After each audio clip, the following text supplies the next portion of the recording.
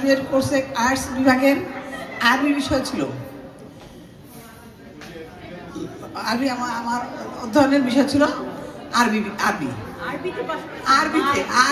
আমি পাস করছি।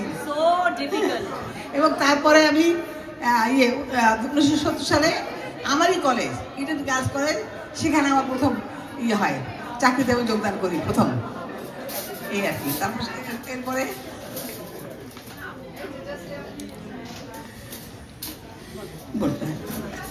ঢাকা বিশ্ববিদ্যালয়ে গঠিত ফোরামের শান্ত আয়োজনের আয়োজকবৃন্দ এবং উপস্থিত ঢাকা বিশ্ববিদ্যালয়ের সকল প্রাক্তন ছাত্রছাত্রীবৃন্দ, আসসালামু আলাইকুম। অনেকদিন পরে ঢাকা বিশ্ববিদ্যালয়ের কোনো অনুষ্ঠানে যোগদান করার মধ্য দিয়ে আমার মনে ঢাকা বিশ্ববিদ্যালয়ের জন্য এক অনবদ্য ভালোবাসার উদ্রেক হয়েছে।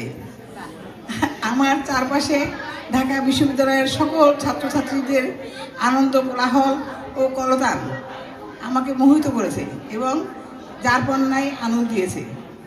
যা হোক, ঢাকা বিশ্ববিদ্যালয়ের আয়োজক ছাত্রছাত্রীবৃন্দকে এমন সুন্দর মন মাতানো ঘরোয়া অনুষ্ঠানের আয়োজনের জন্য ধন্যবাদ জানাই।